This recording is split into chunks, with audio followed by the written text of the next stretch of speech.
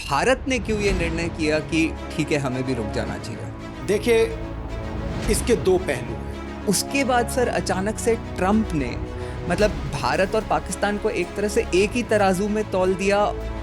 वो यूरेशिया में अपना और मिडिल ईस्ट में पूरा जो है नियंत्रण धीरे धीरे खोता जा रहा है। चलन चला हुआ है सर, लोग कहते हैं हार्ड फैक्ट्स, बट मतलब कई चीज़ें हम जो मीडिया में सुनते हैं वो एक्चुअली हार्डली फैक्ट्स होते हैं सर। वो बड़ा क्लियर कट हमारी लीडरशिप ने बताया कि उनको इस ऑपरेशन सिंदूर में क्या चाहिए देश के लिए।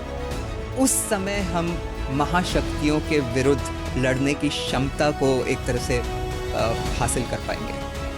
आज हिंदुस्तान मिसाइल टेक्नोलॉजी में दुनिया के किसी भी देश के बराबर है। इन सारी चीज़ों में एक विवाद भी छिड़ गया जिसके बारे में मुझे लगता है कि हमारे दर्शक जानना चाहेंगे। देश की लीडरशिप को डिसाइड करना है कि युद्ध के बारे में कितनी जानकारी किस समय देश के सामने रखें। क्या इस इशू को इतना ज़्यादा ट्रिवियलाइज करना आवश्यक है कि हुआ कि नहीं हुआ, हुआ तो क्यों हुआ? आम नागरिक क्या चाहता है और आम नागरिक किस इंफॉर्मेशन को देखना सुनना चाहता है, यही तो सरकार को समझना है। एयर मार्शल साहब थे, उनसे जब ये पूछा गया था तो उन्होंने एक बात कही थी कि all our pilots are safely back home. देखिए, एयर चीफ की बात जो है उसमें कोई संशय है नहीं, मगर एक चीज तो है, में शायद कुछ डिकॉय एयरक्राफ्ट भेजे गए थे। इन सब ने इंटेलिजेंस इकट्ठा करी और उसके बाद हमने बड़ी आसानी से उनको न्यूट्रलाइज किया और पाकिस्तान को घुटने टेकने पड़े।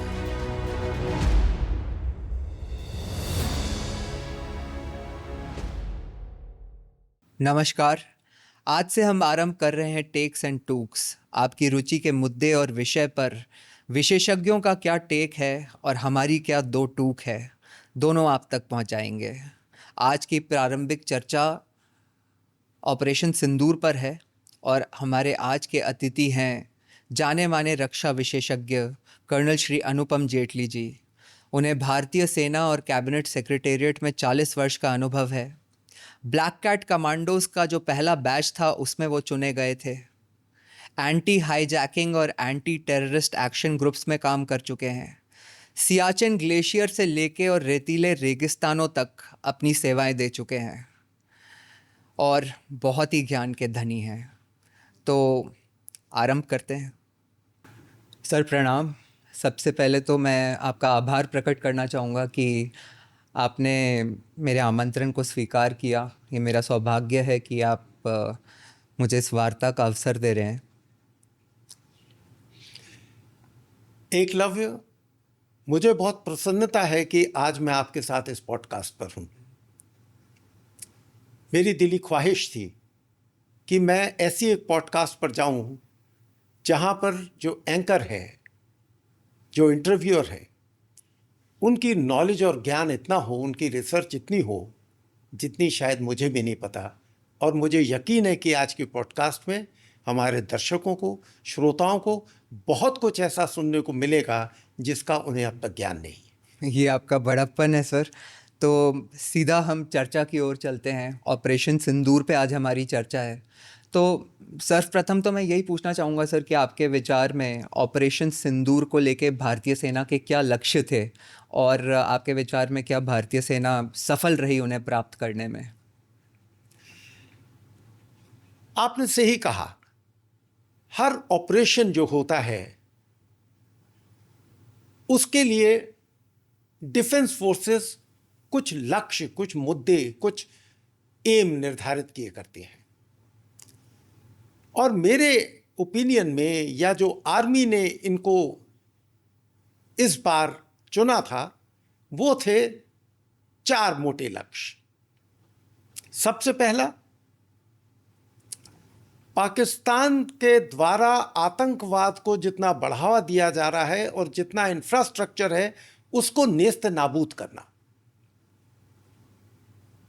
दूसरा, ये यकीन करना कि इस कार्रवाई के दौरान कोई कोलेटरल डैमेज किसी सिविलियन इंस्टॉलेशन को या सिविल की पॉपुलेशन को नुकसान ना हो।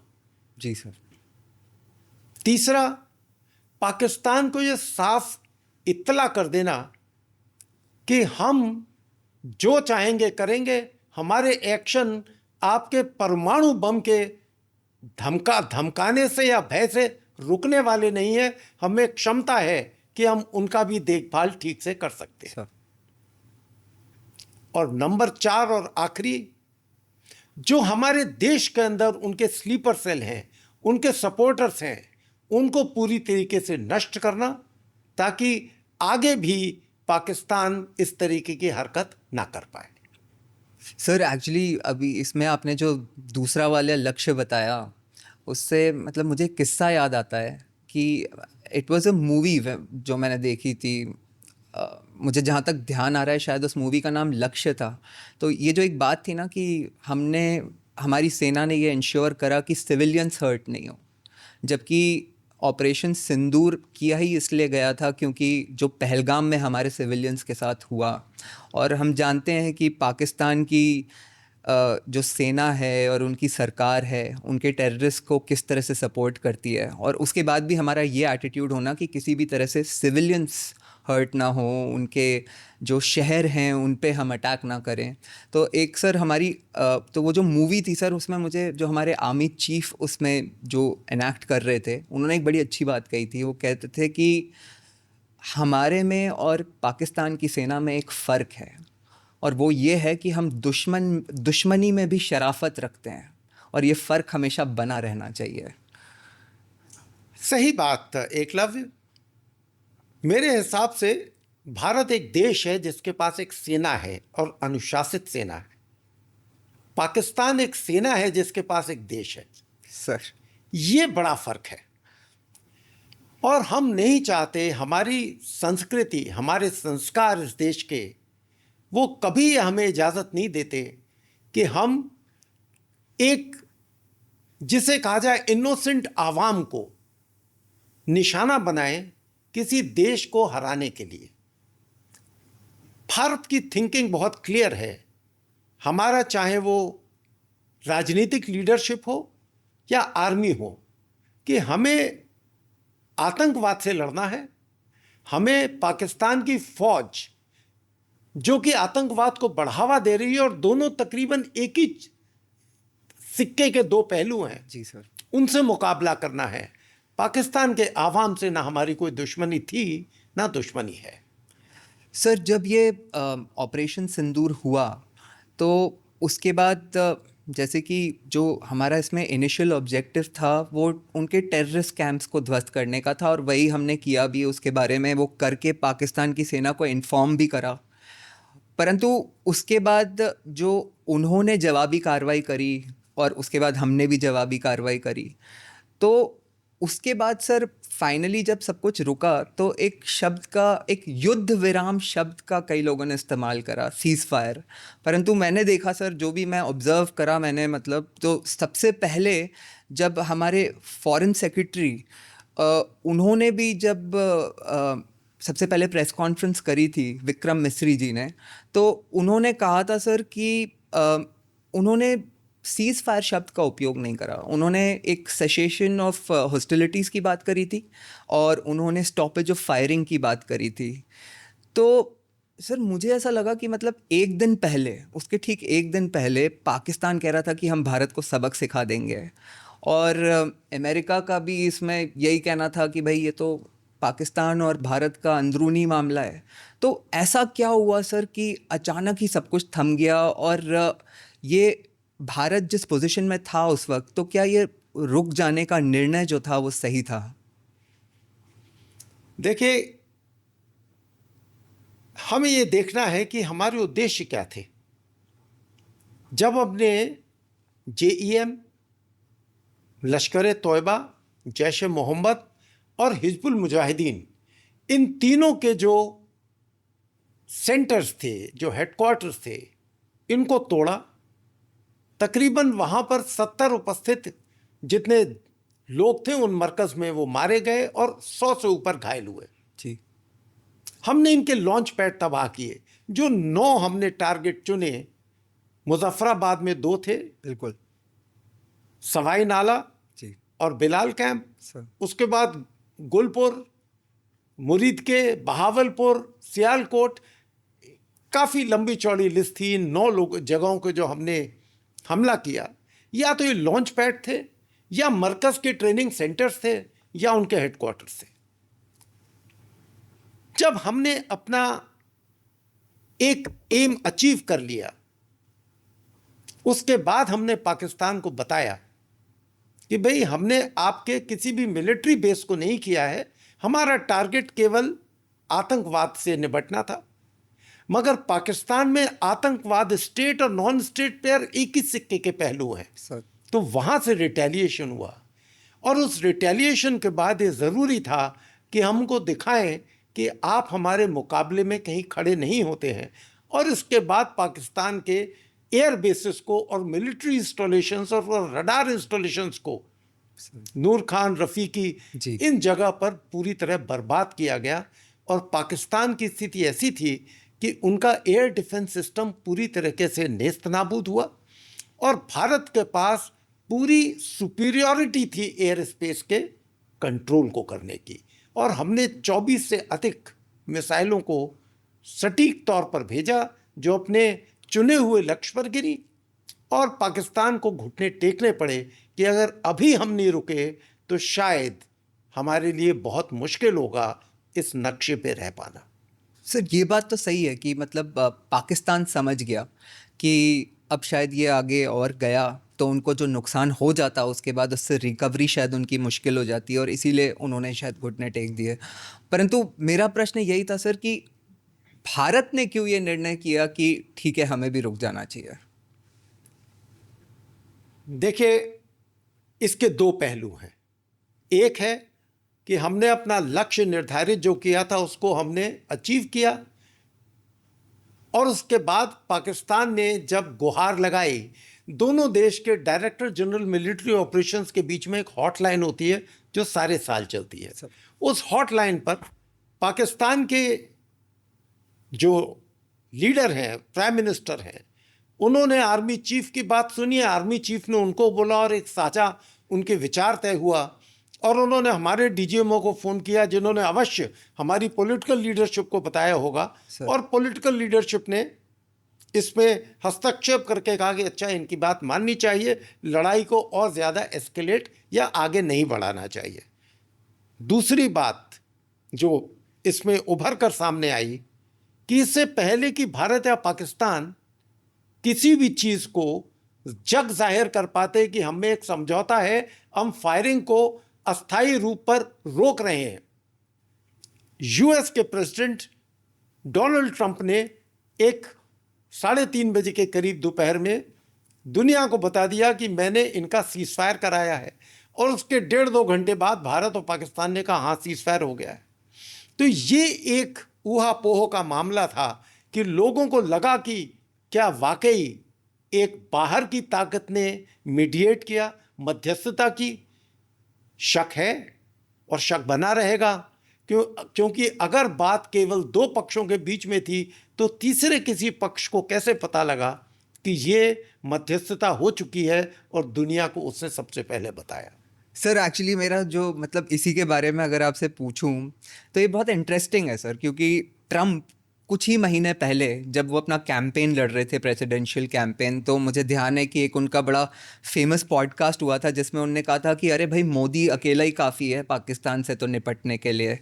उसके पहले जेडी वांस ने भी कहा था कि ये तो भारत और पाकिस्तान के मध्य का मामला है, इसमें वो यहीं पे थे इनफैक्ट उस समय जब वो पहलगाम अटैक हुआ था, और उन्होंने ये भी कहा था कि भारत का पूरा अधिकार है कि वो इसको अपने तरीके से जिस तरह से भी सही समझे वो इस पर रिस्पॉन्ड करे। और सर ये भी एक सच्चाई है, ये तो पूरा विश्व जानता है कि अमेरिका का जो सबसे बड़ा दुश्मन रहा, जिसने वहाँ पे सबसे बड़ा टेरर अटैक किया, ओसामा बिन लादेन, पाकिस्तान ने उसको ऐसे मतलब अमेरिका के ऐसे क्रिमिनल को 10 वर्ष तक शह दी। और उसके बाद सर अचानक से ट्रंप ने मतलब भारत और पाकिस्तान को एक तरह से एक ही तराजू में तौल दिया, और ये दावा भी किया कि मैंने दोनों के बीच में मध्यस्थता करा दी है। तो इसके बारे में क्या विचार हैं सर आपके? मुझे खुशी होती अगर किसी स्पोक्स पर्सन की बजाय हमारे प्रधानमंत्री तुरंत बोलते कि मैं ट्रंप की बात से सहमत नहीं हूं। ट्रंप का इसमें कोई रोल नहीं है, उन्होंने कोई मध्यस्थता नहीं की। ये केवल भारत और पाकिस्तान के बीच की बायलैटरल बात है जो कि शिमला एग्रीमेंट के तहत है। खैर, इस चीज को मैं ज्यादा डिस्कस नहीं करूंगा, परंतु अगर आप देखें, अमेरिका जो है वो यूरेशिया में अपना और मिडिल ईस्ट में पूरा जो है नियंत्रण धीरे धीरे खोता जा रहा है। अगर आप देखें, रशिया, चाइना, अफगानिस्तान, पाकिस्तान, हिंदुस्तान, उसके बाद मिडिल ईस्ट, श्रीलंका, और जितना भी आप देखें मिडिल ईस्ट तक, सऊदी अरेबिया उनके पास जरूर था, वो भी उनसे दूर हटता जा रहा है। तो उनके पास इस पूरे एरिया को खोने के लिए, से बचाने के लिए एक ही तरीका है कि पाकिस्तान को वो किसी तरीके से बचाएं और पाकिस्तान उनके लिए एक ऐसे देश का काम करे जहां वो अपने बेसिस रख सकते हैं, जहां से वो इस एरिया में कुछ इन्फ्लुएंस कर सकते हैं। सर, जैसे कि आपने बताया भी कि ये जो डिसीजन हुआ रुकने का, तो मैं आपको बस एक सिनेरियो दे रहा हूँ, एक पॉसिबिलिटी क्या ऐसा हो सकता है कि जैसा कि आपने बताया कि दोनों डीजीएमओस के बीच में वो हॉटलाइन जारी रहती है पूरे साल। तो जो भी डिसीजन होना था वो डीजीएमओस के बीच में हुआ, और ऐसा बताया जाता है कि जो बाद में अनाउंस हुआ था कि लगभग 3:30 बजे के आसपास उनके डीजीएमओ का हमारे डीजीएमओ के पास फ़ोन आया था, और आई थिंक 6 बजे विक्रम मिस्री जी ने प्रेस कॉन्फ्रेंस करी थी और उन्होंने बताया था कि 5 बजे से सारी फायरिंग रुक जाएगी, परंतु उससे 1 घंटे पहले ट्रंप ने ये ट्वीट कर दिया था। और यही जो मतलब बात हुई कि हमें क्यों ट्रंप के ट्वीट के थ्रू पता चला, जिससे ये संशय भी पैदा हुआ। तो और फिर ट्रंप ने जब ये कह ही दिया, तो हालांकि बाद में हमारे कई नेताओं ने और ऑफिसर्स ने और इवन मिलिट्री ने इसका एक तरह से स्पष्टीकरण दिया, एकदम साफ बताया कि हुआ क्या था। लेकिन जैसा कि आपने कहा कि आपको खुशी होती कि यदि प्रधानमंत्री जी ने ही बता दिया होता इसके बारे में, कि मतलब एक तरह से यही कह दिया होता कि ट्रंप झूठ बोल रहा है। तो क्या इसको ऐसा कहा जा सकता है कि मतलब जिस तरह से हमारी आर्मी की अभी हम बात कर रहे थे कि हम दुश्मनी में भी एक शराफत रखते हैं, तो क्या ऐसा कह सकते हैं कि शायद मोदी जी ने एक, जैसे कहते हैं ना कि डिप्लोमेसी में भी एक शराफत रखी जाती है, शायद इसलिए ट्रंप की सीधा बेइज्जती नहीं करी? सभ्यता मानी जा सकती है एकलव्य, मगर बेइज्जती करने की बात नहीं, खंडन तो स्ट्रॉन्ग वर्ड्स में किया जा सकता है। हमने स्पष्टीकरण बार बार दिया, फौज के जनरल्स ने दिया, मिस्त्री जी ने दिया, बाकी स्पोक्स पर्सन ने दिया। स्पष्टीकरण की जगह खंडन करना चाहिए था इस खबर का, सारे टीवी चैनल्स पे, सारे मीडिया हाउसेस से और इंटरनेशनली। वो उन कठोर शब्दों में नहीं हो पाया। ये शायद काफ़ी लोगों के और काफ़ी देशों के दिल पर छाया हुआ है, और यही वजह है कि इस सब के बावजूद भी, हमारे स्पष्टीकरण के बावजूद भी 6, 7, 8 बार ट्रंप ने अलग अलग जगह ये फिर से बात कही कि मैंने कराया, और मैंने उनको धमकी दी कि मैं ट्रेड आपसे दोनों से रोक दूंगा अगर आपने मेरी बात नहीं सुनी। एक नैरेटिव बनाने का अवसर तो मिल ही गया सर। क्यों? खासकर इसलिए क्योंकि अगर आप देखें, ट्रंप 2.0 जब शुरू हुआ टेन्योर इनका, उन्होंने कहा कि मैं 15 दिन के अंदर यूरोपियन वॉर रुकवा दूंगा। रशिया ने भी उनकी नहीं सुनी और यूक्रेन ने भी उनकी नहीं सुनी। उन्होंने मसौदा बनाया कि भाई इस मसौदे पे समझौता होना चाहिए। दोनों देशों ने उस मसौदे को मानने से इनकार किया। फिर उन्होंने कहा मैं अरब इजराइल वॉर तुरंत रुकवा दूंगा। वहां भी काफी समय तक वो फेल होके रहे, जबकि इजराइल उनका खास अलाई है। तो वो देख रहे थे कि मैं जगह जगह फेल हो रहा हूं, इसलिए शायद वो थोड़ा हड़बड़ी में थे। अमेरिका ने बात करी, और हमारे भी जो देश के नेता हैं उन्होंने बताया कि हाँ, वेंस भी हमसे बात कर रहे थे, रूबियो भी हमसे बात कर रहे थे, और भारत में प्रधानमंत्री और उनके प्रधानमंत्री, हमारे एनएसए और उनके एनएसए, और हमारे फॉरेन मिनिस्टर और उनके आर्मी चीफ, इनसे बात हो रही थी। मगर जब उन्होंने बात शुरू की, जिस दिन से, जब वो करें 36 घंटे बात चली, उसी समय हिंदुस्तान को शटअप कॉल दे देना चाहिए था कि आप बीच से हट जाएं। तो ये शायद नौबत नहीं आती। हमें बात करने के लिए किसी की ज़रूरत नहीं थी। बिल्कुल सही कह रहे हैं सर। सर और इसीलिए शायद मतलब काफ़ी चीज़ें जो हम मीडिया में हमें सुनने को मिलती हैं, बहुत लोग आजकल एक चलन चला हुआ है सर, लोग कहते हैं हार्ड फैक्ट्स, बट मतलब कई चीज़ें हम जो मीडिया में सुनते हैं वो एक्चुअली हार्डली फैक्ट्स होते हैं सर, हमने देखा ही है। परंतु सर सीधे सीधे अगर एक्चुअल फैक्ट्स की, अगर सबूतों की बात करी जाए, तो इसमें तो कोई शक नहीं है कि हमने देखा कि पाकिस्तान की सेना ने जवाबी कार्रवाई में जो ड्रोन्स भेजे और जो मिसाइलें भेजी हमारे शहरों की तरफ, हमारे एयर डिफेंस सिस्टम ने मोटा मोटी हमारे यहाँ कोई नुकसान नहीं होने दिया। और दूसरी तरफ हमारी सेना ने जो जवाबी कार्रवाई में जो उनके एयर बेसिस को ध्वस्त किया, वो पूरे विश्व ने देखा इंडिपेंडेंट सैटेलाइट इमेजरी के माध्यम से। तो ये जो इतना कुछ मतलब जो फैक्ट्स और सबूत जो सामने हैं, तो जैसा कि कुछ बड़े डिफेंस एनालिस्ट ने भी बताया है कि क्या ये कहना सही होगा कि ये जो भारत और पाकिस्तान की सेनाओं का ये जो आमना सामना जो भी हुआ, इसमें भारत की एक, भारतीय सेना की एक क्लियर कट विक्ट्री हुई? अवश्य। देखिए, पॉलिटिकल लीडरशिप जो देश की हमारे है, वो सेना को एक गोल देती है कि आपसे हम चाहते क्या है।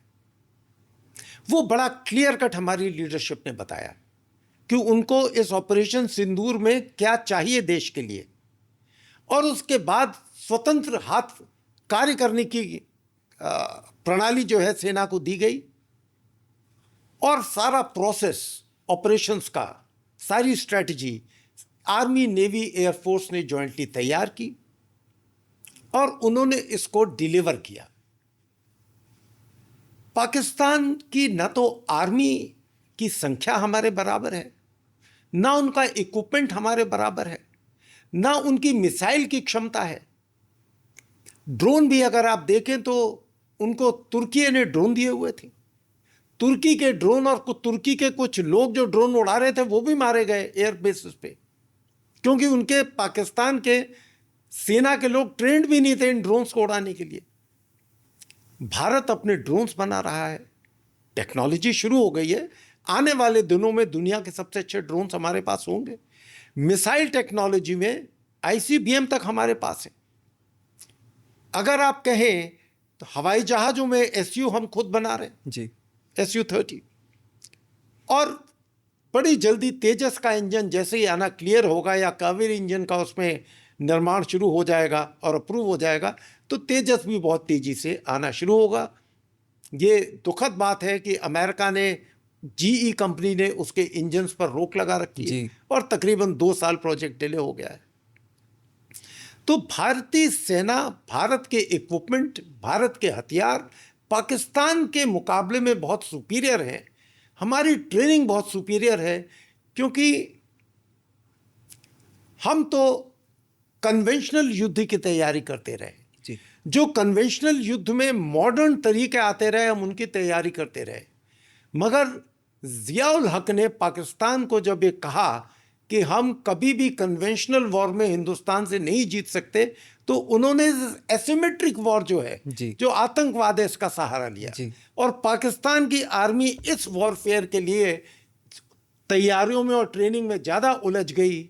मुझे लगता है कि कन्वेंशनल वॉर में वो बहुत पीछे रह गए हमसे, और यही वजह है कि वो 36 घंटे के अंदर, 48 घंटे के अंदर अपने घुटने टेक गए और उन्होंने गुहार लगाई कि भाई प्लीज़ युद्ध विराम किया जाए।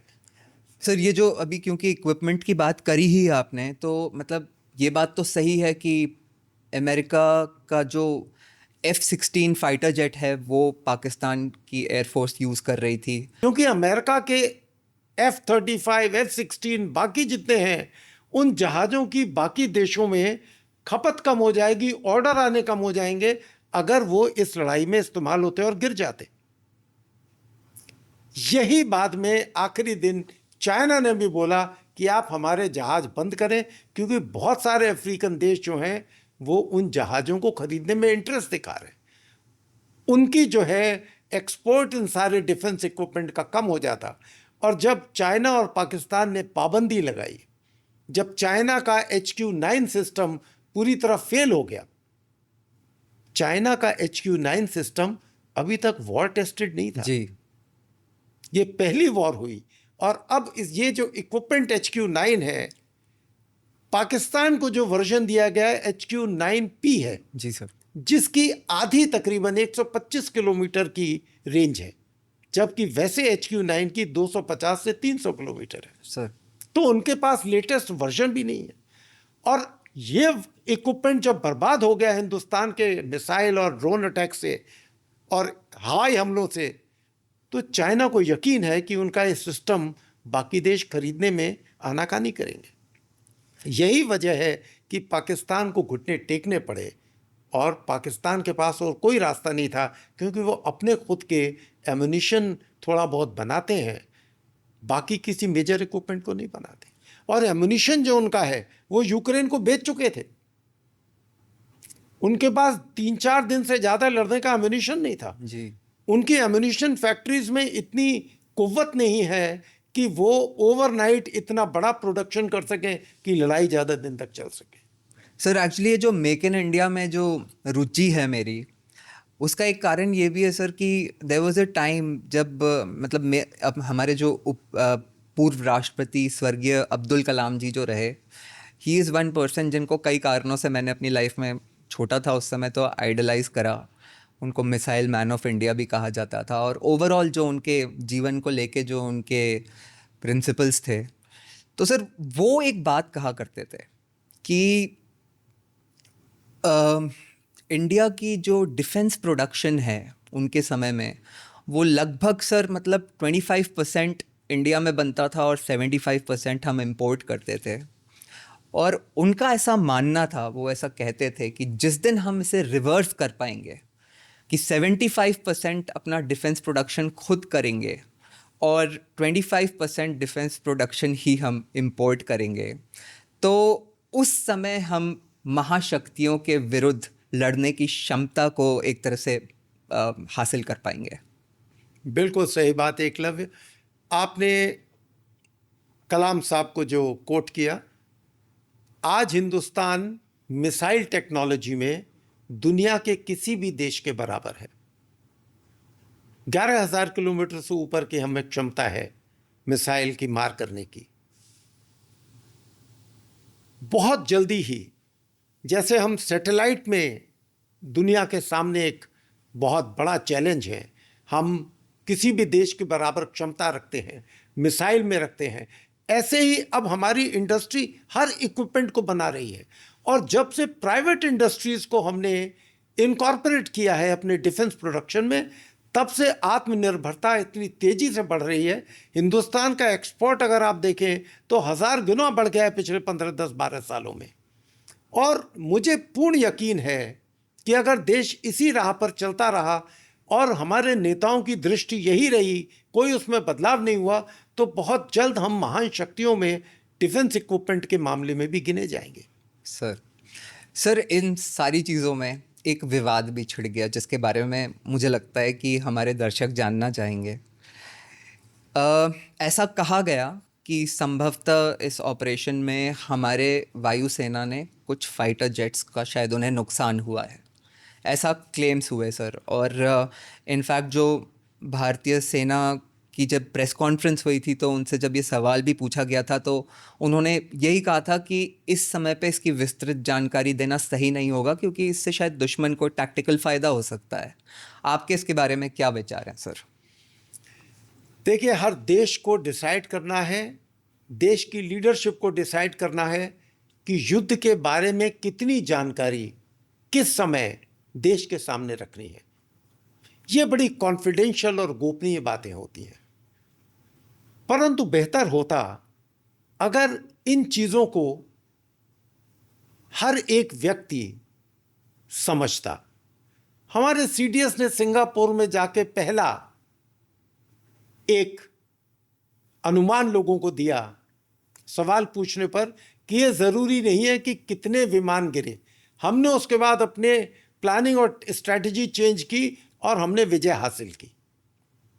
फिर उसके बाद जकार्ता में हमारे नेवल अटैची, डिफेंस अटैची जो हैं कैप्टन साहब नेवी के, शिव कुमार शायद नाम जी, था, उन्होंने फिर यही ऐसी चीजें बोली। जी सर। तो संशय लोगों के मन में है कि हाँ जहाज गिरे, और जब 2 बार ऐसी चीजें डिफेंस के लोग कह चुके हैं तो शायद अब समय है कि देश को बताना चाहिए, अपने देशवासियों को, लड़ाई में नुकसान होगा, लड़ाई में सैनिकों की शहीदी होगी, मगर अब समय आ गया है कि उसको देश के सामने रखा जाए और अगर जो भी शहीद हैं उनको नमन किया जाए और उनके प्रति संवेदना दिखाई जाए। सर एक्चुअली एक कारण ये भी था इसको पूछने का कि मुझे पता नहीं क्यों ऐसा लगता है कि जैसे वर्ल्ड वॉर 2 हुई, बताते हैं कि उसमें अमेरिका और जो भी यूरोपियन कंट्रीज़ की जो भी विजय हुई, उनने लगभग 1 लाख फाइटर एयरक्राफ्ट खोए थे। तो ठीक है, जैसा कि आपने बताया, जब युद्ध होता है तो उसमें नुकसान तो होता ही है।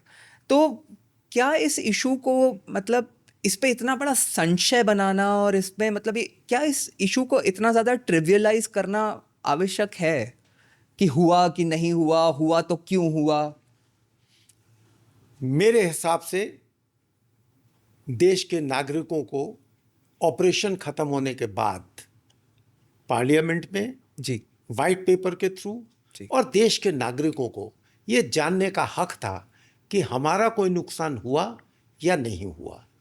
अगर कोई मेजर नुकसान नहीं हुआ तो फिर जो 2 केस मैंने आपको बताया, सिंगापुर के और जकार्ता के, फिर इनमें इस तरह की भाषा का इस्तेमाल शायद शोभनीय नहीं था। मगर मैं कह नहीं सकता, मेरी सोच छोटी है, मैं एक देश का आम नागरिक हूं, मगर आम नागरिक क्या चाहता है और आम नागरिक किस इंफॉर्मेशन को देखना और सुनना चाहता है, यही तो सरकार को समझना है। सर हमारी एक प्रोफेशनल सेना है और ये सब मानते हैं सर। और जब ये इस क्वेश्चन के बारे में जब वो प्रेस कॉन्फ्रेंस हो रही थी, तो जो हमारे एयर मार्शल साहब थे, उनसे जब ये पूछा गया था तो उन्होंने एक बात कही थी कि all our pilots are safely back home. तो मैं समझता हूँ कि अगर वो नुकसान हुआ भी होगा तो शायद हमारे पायलट्स तो शायद फिर भी घर आ ही गए, ये माना जा सकता है जब उन्होंने कहा है तो। देखिए, एयर चीफ की बात जो है उसमें कोई संशय है नहीं, मगर एक चीज तो है कि कहीं कोई जहाज हिट हुआ, उसका पायलट जो है वो इजेक्ट हुआ, मगर हमारे देश में गिरा। 3 जगह से ऐसी खबरें आ रही हैं जहां लगता है कि हमारे विमानों को क्षति हुई, और हर लड़ाई में होगी, हर देश की लड़ाई में होगी, चाहे यूक्रेन हो चाहे रशिया हो, पूरी दुनिया को तकरीबन पता है क्या क्या नुकसान हुआ। मिडिल ईस्ट में किसके कितने नुकसान है वो लोगों को पता है। तो ये समय आ गया है कि देश को युद्ध के बाद ये बताना चाहिए अगर कोई नुकसान हुआ। और क्योंकि कुल 1-2 जवानों का था जिनकी कॉफिन्स आए गांव में, उसके अलावा कोई बड़ा ऐसा नुकसान हुआ नहीं। और अगर होता, शहादत होती, जी। तो गांव से, डिस्ट्रिक्ट से, जिलों से, स्टेट से ऐसी खबरें आती। हमारे देश का जिस तरह का ट्रांसपेरेंट सिस्टम है sir, it is nearly impossible कि मतलब इतनी बड़ी चीज़ हो जाए और फिर पता भी नहीं लगे। And you know that is what surprises me कि मतलब जैसे एक बात होती है कि क्या राफेल गिर गया, तो मतलब मैंने देखा है छोटे छोटे ड्रोन्स के वीडियोस सब जगह से आ गए, और राफेल जैसा विमान कहीं गिर जाए और उसका मतलब ना कोई वीडियो आ पाए, ना कोई मतलब no visual evidence from even the satellites. तो ये थोड़ा सा एक लगता है। अच्छा, और सर एक और बात आपसे पूछना चाहूँगा, अभी अचानक से मुझे याद आ गई। इसमें मतलब I would not like to call it a conspiracy theory, क्योंकि ये भी एक्सपर्ट्स एक सिनेरियो डिस्कस कर रहे थे। एक बात कही जा रही थी सर कि जब शुरू में जो एक प्लान बनाया गया वायुसेना द्वारा, तो उसमें शायद कुछ डिकॉय एयरक्राफ्ट भेजे गए थे, और उन डिकॉय एयरक्राफ्ट्स को भेजा गया। I am only quoting to you, जो कि वो एक्सपर्ट्स बात कर रहे थे। तो वो डिकॉय एयरक्राफ्ट्स जो भेजे गए थे सर, उससे उन डिकॉय एयरक्राफ्ट्स को पाकिस्तान ने अपने एयर डिफेंस सिस्टम के माध्यम से उस पर मिसाइल्स फायर करी, जिससे हमें उनकी जो एयर डिफेंस सिस्टम की जो लोकेशंस हैं वो पता चली। तो इट इज़ अ पॉसिबिलिटी कि पाकिस्तान, जिनको संभवतः ये समझ रहा है कि हमें मतलब जिसका नुकसान हुआ है वो राफेल या कोई बड़ा विमान है, वो ऐसे कोई डिकॉय एयरक्राफ्ट भी हो सकते हैं।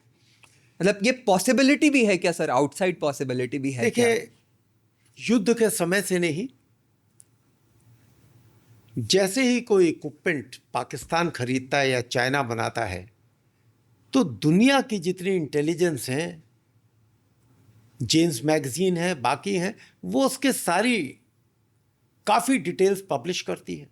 मगर कुछ चीज़ें, उसकी वेवलेंथ, उसकी फ्रीक्वेंसी, उसकी बाकी इलेक्ट्रॉनिक जो उसमें इस्तेमाल हो रहे हैं, उनकी जानकारी के लिए आपको स्ट्रगल करना पड़ता है। आपको जब तक वो ऑपरेट नहीं करें, तब तक आप उनके इलेक्ट्रॉनिक फुटप्रिंट कैप्चर नहीं कर सकते। सर, एक बार आपने इलेक्ट्रॉनिक फुटप्रिंट कैप्चर कर लिए, तभी आप उनको जैम कर सकते हैं, उन पर इलेक्ट्रॉनिक काउंटर मेजर कर सकते हैं, और उसके उनको जैम करने के बाद आप उनको डिस्ट्रॉय करने के लिए मिसाइल या एयरक्राफ्ट या ड्रोन किसी का भी इस्तेमाल कर सकते हैं।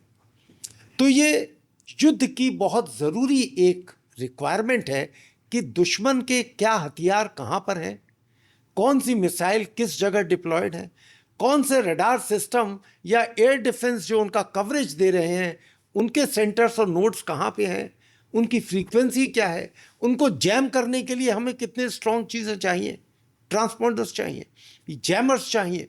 ये सब चीज़ें जो भारत ने पता करी, वो कुछ पहले से थी, और कुछ ये डिकॉय एयरक्राफ्ट जिन्हें आप कह रहे हैं, जो कि यूएवीज हैं सर, जो कि ड्रोन्स हैं, इन सब ने इंटेलिजेंस इकट्ठा करी, और उसके बाद हमने बड़ी आसानी से उनको न्यूट्रलाइज किया, और पाकिस्तान को घुटने टेकने पड़े। सर एक बात और, क्योंकि अभी जैसे ये सब जो हमने बातें करी, तो अभी एक इम्पेंडिंग मॉनसून सेशन है, तो क्या हम एक्सपेक्ट कर सकते हैं कि हमारी सरकार इस तरह की डिटेल्स जिन पे थोड़ा सा संशय बना हुआ है वो शायद जनता के समक्ष रखे? अगर हो तो अच्छा होगा, मगर ये केवल जो सत्ता चला रही है पार्टी, ये उसकी अपनी एक सोच है, और उस सोच के साथ ही देश को चलना चाहिए। जो भी पार्टी देश को चला रही है, वो चाहती है, वो यही चाहेगी हमारे देश में, और ऐसा ही चाहा है, पहले भी कितने युद्ध हुए हैं, कि समय आने पर हर चीज़ देश के सामने रखी जाए। अब वो क्या सही समय होगा, ये केवल जो है देश की लीडरशिप को डिसाइड करना है। इसमें आम आदमी की राय या कोई पक्ष और विपक्ष की राय, इसकी कोई मान्यता नहीं होनी चाहिए। सर, भारतीय सरकार हो या हमारी सेना हो, दोनों ने बहुत ही स्पष्टता से बताया है कि ऑपरेशन सिंदूर अभी जारी है। इसके आपके विचार में क्या मायने हैं? देखिए, मेरे हिसाब से ये सिमेंटिक्स है, ये शब्दों का खेल है। 65 का युद्ध खत्म हुआ, इसका मतलब ये नहीं था युद्ध विराम हो गया, अब युद्ध नहीं होगा। फिर 71 का युद्ध हुआ, वहां युद्ध विराम हो गया, समझौते हो गए। उसके बाद कारगिल हुआ, उसके बाद ऑपरेशन पराक्रम के लिए तैयारी हुई, अब ऑपरेशन सिंदूर हुआ।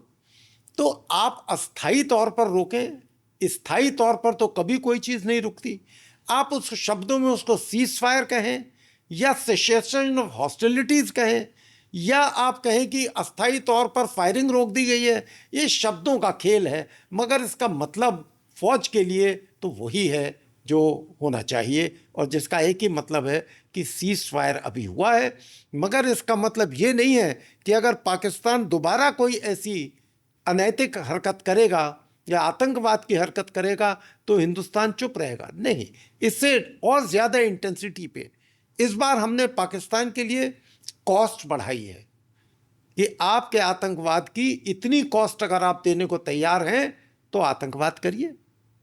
पाकिस्तान को 10 बार सोचना पड़ेगा। शायद अगली बार हम इस कॉस्ट को और ज़्यादा बढ़ाएं जिसके लिए पाकिस्तान तैयार ना हो। तो सर हम इसको एक तरह से इस तरह से कह सकते हैं, जैसे कि हमारी सेना अध्यक्षों ने और सरकार के भी कुछ लोगों ने बताया कि ऑपरेशन सिंदूर जारी रखने वाली जो बात है कि एक तरह से मतलब ये अब एक हमारी स्थायी नीति है। जो ऑपरेशन सिंदूर है अब हमारी एक स्थायी नीति है, जिसमें कि हम कुछ फोल्ड्स आगे चले गए हैं। जैसे 2016 की जो हम बात करते हैं सर, जो सर्जिकल स्ट्राइक्स हुई थी उरी के समय में, उसके बाद बालाकोट एयर स्ट्राइक्स हुए 2019 में। 2019 में। इस बार सर हमने जो किया पाकिस्तान की ऑलमोस्ट क्या हार्टलैंड में ही जाके मारा। तो ये और जो एक तरह से जो कहते हैं ना सर कि नॉन स्टेट एक्टर्स और स्टेट एक्टर्स में जो हम डिफ़र किया करते थे, उस डिफरेंस को भी हमने ख़त्म किया। तो क्या हम मान सकते हैं कि ऑपरेशन सिंदूर जारी है? ये तो एक सिमेंटिक्स हो सकते हैं, परंतु अब ये हमारी स्थायी नीति है जिसमें हम कुछ फोल्ड्स आगे बढ़े हैं। जब हमने 4 एम डिस्कस किए शुरू में पहले आपके प्रश्न में, तो उसमें एक था ऑपरेशन सिंदूर का उद्देश्य जो इनके स्लीपर सेल्स हैं, जो इनके सपोर्टर्स हैं, उनको आइडेंटिफाई करना और उनको बर्बाद करना। वो तो जारी है। तो हमारा एक उद्देश्य तो अभी भी जारी है। और जब तक पाकिस्तान दोबारा ऐसी हरकत नहीं करता, ऐसी जघन्य अपराध आतंकवाद का नहीं करता, तब तक हमने फायरिंग रोकी हुई है। जिस दिन उसने कहा उस दिन ये फायरिंग दोबारा शुरू हो। सर इससे जुड़ा हुआ एक जो क्वेश्चन है, जो मतलब एक्चुअली जुड़ा हुआ, क्या आप कह सकते हैं कि इसकी वजह से जो एक क्वेश्चन है कि जो इस बार पहली बार finally Indus water treaty, Sindhu जल समझौते का जो स्थगन हुआ सर, तो ये जो निर्णय हुआ है और वो जारी है, तो इसका क्या इम्पैक्ट होगा सर भारत और पाकिस्तान के जो रिलेशंस हैं? और या फिर सर मतलब क्योंकि ये भी क्लियर है कि इसकी वजह से जो पाकिस्तान पे प्रेशर बन रहा है वो इसको मिलिटरीली भी रिस्पॉन्ड कर सकता है। तो यदि ऐसा हो, क्या आपको लगता है ऐसा हो सकता है? एकलव्य, जहां तक इंडस वाटर ट्रीटी को निरस्त करने की बात है, तो वो जब पार्लियामेंट पे हमला हुआ तब भी किया गया। उसके बाद 1-2 बार और ऐसे बयान दिए गए। मगर क्या भारत इस स्थिति में है कि इंडस वाटर ट्रीटी को निरस्त कर दे और पाकिस्तान का पानी रोक दे? मेरी समझ में नहीं। इंडस वाटर ट्रीटी जो 1960 में 19 सितंबर को हुई, पंडित नेहरू और पाकिस्तान के प्रेसिडेंट अयूब खान के बीच में कराची में यह साइन हुई और वर्ल्ड बैंक ने इसमें मध्यस्थता की जी। और दुनिया की ये सबसे चर्चित और सबसे सफल वाटर शेयरिंग ट्रीटीज में है 2 देशों के बीच में। हम अपर रिपेरियल कंट्री हैं जहां से नदियां बह के जा रही हैं, पाकिस्तान लोअर रिपेरियल है जहां नदियां बहकर जा रही हैं। तो ऐसे में अगर आप ट्रीटी को ध्यान से देखें तो 3 ईस्टर्न रिवर हैं, 3 वेस्टर्न रिवर हैं। तीनों ईस्टर्न रिवर रावी, ब्यास और सतलज, ये इनका पानी हिंदुस्तान को दिया जाएगा, जो तकरीबन 41 मेरे ख्याल मेट्रिक क्यूबिक मेट कुछ ऐसे आता है तकरीबन, और उससे जो 20% है 6 नदियों का, और 80% जो है वो वेस्टर्न जो रिवर हैं, चिनाब, झेलम और इंडस, ये पाकिस्तान को पूर्ण तरीके से समर्पित की गई। और इस ट्रीटी में बताया गया क्योंकि जब देशों का बंटवारा हो तो हेडवर्क और कैनाल सिस्टम भारत में आ गया। तो पाकिस्तान जब तक अपनी वेस्टर्न रिवर पर नहीं बनाता है अगले 10 साल तक हेडवर्क और कैनाल, हिंदुस्तान अपने ईस्टर्न रिवर से उनको पानी देगा। और साथ में हिंदुस्तान ने काफ़ी ज़्यादा तकरीबन 6 करोड़ पाउंड का उनको लोन दिया इंस्टॉलमेंट में ताकि वो बना सके। ये आम चीज़ है, लोग इसको आज किसी भी मतलब से देखें। जब पंजाब से हरियाणा अलग हुआ, जब पंजाब से हिमाचल अलग हुआ, जब आंध्रा और तेलंगाना अलग हुए, तो जो नया स्टेट बनता है उसको आर्थिक मदद दी जाती है। इसी तरह भारत ने दी। अब सवाल ये कि क्या भारत इस पानी को रोक सकता है? जब तक भारत डैम्स नहीं बनाता। फिलहाल चिनाब के ऊपर केवल अगर आप कहें तो 2 बनाए गए हैं run of the river project जो अलाउड थे। एक एक है आपका शायद सलाल जी दुलसला और एक है दुलहस्ती। जी ये 2 चिनाब पर हैं। एक किशनगंगा है जो झेलम की ट्रिब्यूटरी पे है, सर। और एक जो है उड़ी पे है, सतलज पे शायद। तो इसके अलावा अब 4 प्रोजेक्ट और बन रहे हैं जो चिनाब पे हैं। जी ये प्रोजेक्ट जो है छोटा रिजर्वायर रख सकते हैं मगर डैम नहीं बना सकते। अगर भारत को ये पानी पूरा रोकना है तो भारत ने अब एक प्लान बनाया है कि कैसे कैनाल्स का नेटवर्क बनेगा, कितने डैम बनाए जाएंगे। इसमें ज़रूर तकरीबन 8-10 साल का समय लॉन्ग लगेगा, टर्म इम्पैक्ट होगा। Long term impact. मगर पाकिस्तान बौखलाया हुआ है कि जिस दिन भारत ने कर दिया पूर्ण तरीके से, तो बहुत बड़ी पानी समस्या। रोक दिया, तो पाकिस्तान की एग्जिस्टेंस खतरे में आ जाएगी। सर, क्योंकि आपका इतना लंबा अनुभव रहा है, आई मीन आपने एक तरह से इस देश का डिफेंस का एवोल्यूशन देखा है, तो ये पूछना चाहूँगा सर कि जो वर्तमान सरकार की जो नीति है, रक्षा नीति जो है, और पहले की सरकारों से अगर तुलना भी करी जाए, तो क्या आप संतुष्ट हैं अभी जिस तरह से चल रहा है मामला हमारे देश में? हर देश की अपनी मजबूरियां होती हैं, हर देश का अपना एक बजट होता है, हर देश की अपने डिफेंस की और बाकी विकास के लिए कितना पैसा कहाँ लगना है, उसका एक हिसाब किताब ब्यौरा बनाया जाता है और बजट उसके मुताबिक अलोकेट करता है फंड्स को। मगर हाँ, अगर हमें मिलिट्री शक्ति बनना है और चाइना को के बराबर खड़ा होना है, तो हमें अपने आत्मनिर्भर जो बनने का मेक इन इंडिया का है उसको ज़्यादा बूस्ट करना पड़ेगा। हमें लेटेस्ट इक्विपमेंट खरीदने पड़ेंगे। अगर आप देखें तो हमारे पास 43 जो है एयरफोर्स के स्क्वाड्रन होने चाहिए, वो भी पाकिस्तान के हिसाब से थे, हमारे पास 33 इस समय है। जी तो बहुत बड़ा गैप है जिसको पूरा करना है, और ये गैप तेजस पूरा करने की कोशिश कर रहे थे जो अभी लिम्बो में है, जिनका प्रोडक्शन रुका हुआ है। अमेरिका की जी कंपनी इंजन देने से मना कर चुकी है, या आप कहें डिले कर रही है, मना नहीं किया तो। इसलिए हमें अपना डिफेंस बजट बढ़ाना पड़ेगा ताकि हम उस लेवल पर आएं कि हम चाइना के सामने मिलिटरली खड़े हो सकें।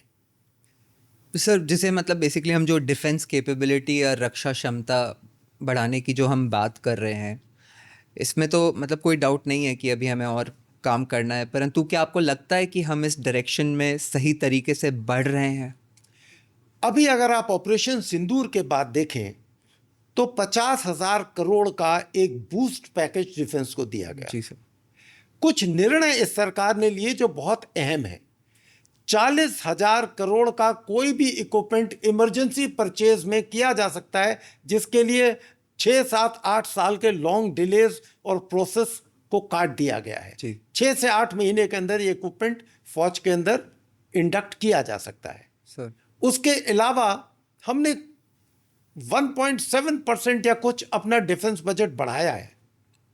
अगर आप देखें तो हमारा डिफेंस बजट 86 बिलियन डॉलर के करीब है, जी। जिसमें से 26% जो है वो तो पेंशन में ही चला जाता है, जी बाकी सर्विंग लोगों की तनख्वाह में चला जाता है, और 23% जो है वो नए इक्विपमेंट या इक्विपमेंट की रिपेयर्स के लिए है। तो कम है। अगर आप चाइना के देखें तो 296 बिलियन है। जी 87 एंड 296। अमेरिका के देखिए 1900 बिलियन है। रशिया का देखिए तो 109 बिलियन है। तो अगर हमें एक सैन्य शक्ति भी बनना है, अगर हमें पूरा जो है इंडो पैसिफिक रीजन को डोमिनेट करना है, अगर हमें देखना है कि चाइना हमारी तरफ आंख उठाकर ना देख सके और हम पूरे एशिया की एक उभरी हुई महान शक्ति हो, सैन्य शक्ति हो, तो हमें इस बजट को बढ़ाना पड़ेगा। और जैसे जैसे इकोनॉमी ऊपर जाए हमें इसको बढ़ाना पड़ेगा और नया साजो सामान देना पड़ेगा। अगर आप देखें तो ये बजट को कम करने के लिए ही अग्निवीर को लाया गया, ताकि उनकी पेंशन का बोझ नहीं हो। सर शायद ऐसी चीज़ों को भी दोबारा सोचना पड़ेगा। और डिफेंस के मामले में बजट को हम बजट के प्रावधान को एक वजह नहीं बना सकते कि इसलिए देश कमज़ोर रह जाएगा। नहीं, बिल्कुल सर। और इनफैक्ट जिस तरह का मतलब वॉरफेयर टेक्निक्स भी जिस तरह से, और वॉरफेयर टेक्नोलॉजी इनफैक्ट जिस तरह से चेंज हो रही है। एक बात हमने करी कि अब कन्वेंशनल वॉर्स की जगह अब तो मतलब it's all mostly in the air. और that brings me to another controversial question sir. अभी आपने सुना होगा कि कुछ समय से त्रिवेंद्रम में एक ब्रिटिश रॉयल एयरफोर्स का एक प्लेन स्ट्रैंडेड है, F-35 फाइटर जेट है। और मेरे ख्याल से लगभग 15 दिन हो गए हैं सर अब। और ना उसको अभी हैंगर में पार्क करने की बात हो रही थी काफ़ी लंबे समय तक, तो उसके लिए कुछ ना कुछ प्रॉब्लम्स चलती रहीं। अब बताया जा रहा है कि वो ऐसी स्थिति में नहीं है कि उसको वापस मतलब रिपेयर करके उसको वापस ले जाया जाए, तो शायद वो कोई ग्लोब मास्टर जैसा एयरक्राफ्ट कैरियर भेजने वाले हैं।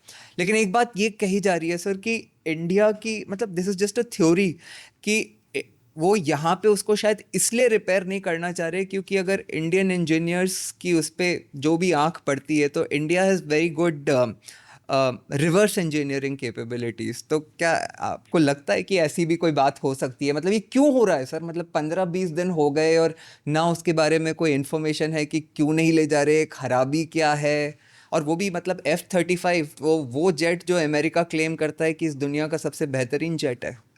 पहले तो भारत की सरकार और भारत की एयरफोर्स को बधाई देना चाहिए कि उन्होंने F-35 को तुरंत नीचे किया, ग्राउंड पर लाए, अपने फाइटर एयरक्राफ्ट उड़ा के और पार्क कर लिया। अमेरिका इसी से बौखलाया हुआ है कि भारत देश में एक हमारा जहाज खड़ा है और वो उसको उड़ने की इजाज़त नहीं दे रहे। बोला गया कि इसमें फ्यूल नहीं है, मगर जब देखा गया लैंड करने के बाद उसमें 30%, 32% फ्यूल था जो उसको ले जा सकता था भारतीय एयर स्पेस से बाहर। नंबर 2, अमेरिका ने बहुत प्रेशर लगाया, धमकाया। आप कहें साफ शब्दों में डोनाल्ड ट्रंप ने धमकाया कि अंजाम भुगतना पड़ेगा, मैं अगले इतने दिनों के अंदर इतने घंटे में उसको उड़ा के बाहर ले जाऊंगा। मगर भारत ने उसका, जो मेरी इंफॉर्मेशन है, उसका डिजिटल रिकॉर्डर जो है उससे सारे डेटा निकाल लिया है। भारत ने, सुनने में यह भी आया कि रूस ने मदद करी है क्योंकि हमारे पास 5th जनरेशन एयरक्राफ्ट को खोलने की और उसको डिसाइफर करने की टेक्निक नहीं थी, तो रशिया ने हमारी मदद की है। ये भी ओपन सोर्सेज में सुनने में है। और इसीलिए अमेरिका बौखलाया हुआ है कि उनकी पूरी टेक्नोलॉजी अभी भारत के पास है और भारत जो है अब तेजी से विकसित करेगा अपनी एयरक्राफ्ट इंडस्ट्री। और दिखा दिया उसने कि चाहे अमेरिका हो या चाइना हो, हम दबाव में आने वाले नहीं हैं। कोई भी हमारा एयर स्पेस या हमारी भूमि को अगर पार करेगा तो हम ये टॉलरेट नहीं करेंगे। तो सर मतलब ये रूल आउट नहीं किया जा सकता कि ये जो सारा घटनाक्रम हो रहा है इसके बहुत इंटरेस्टिंग कॉन्सिक्वेंसेस हो सकते हैं फ्यूचर में। बहुत इंटरेस्टिंग कॉन्सिक्वेंसेस हो सकते हैं। अमेरिका इसको बहुत हल्के में तो नहीं लेगा, वो तो क्लियरली दिख भी रहा है सर, जिस तरह बिल्कुल से नहीं इसको लेगा। लेके जो डायलॉग चल रहा है।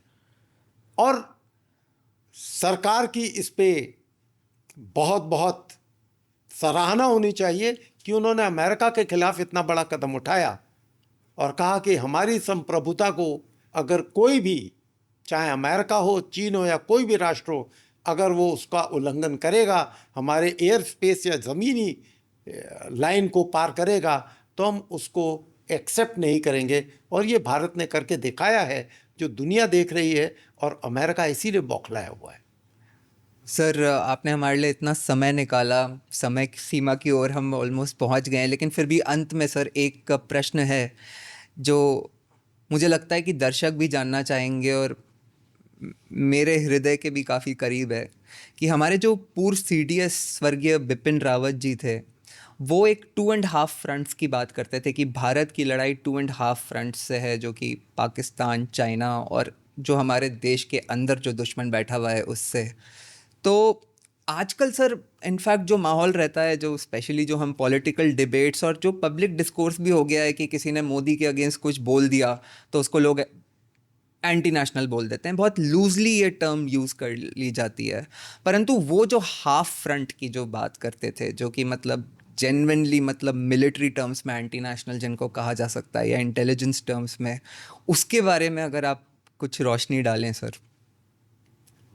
हमें हमारी सीमा के पार जो दुश्मन है वो हमें पता है, हम उसको पहचानते हैं, उसके क्या साजो सामान है, क्या ताकत है, क्या कमजोरियां हैं, उससे हम वाकिफ हैं।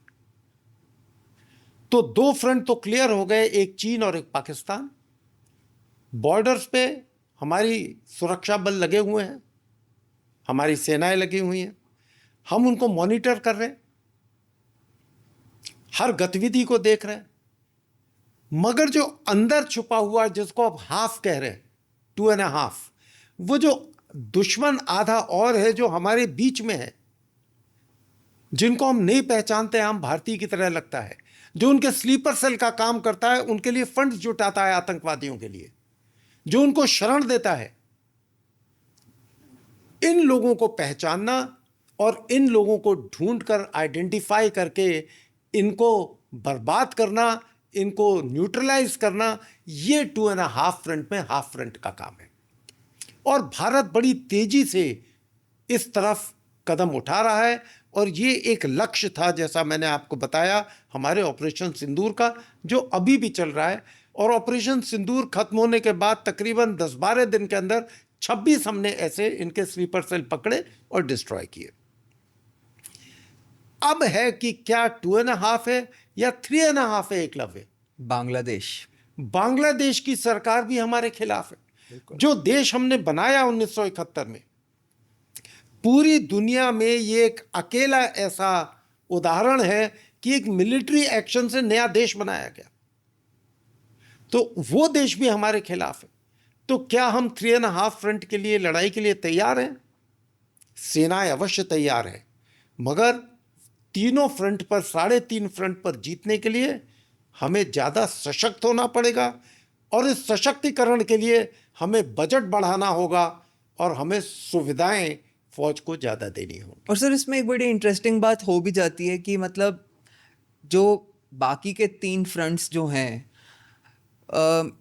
उनसे तो हम सैन्य शक्ति से मुकाबला कर भी सकते हैं, परंतु ये जो हाफ फ्रंट है, the people who live in our country and operate against us in various ways, उन पे मतलब एक तरह से देखा जाए तो सैन्य शक्ति का उपयोग करना भी तो कितना मुश्किल होता है।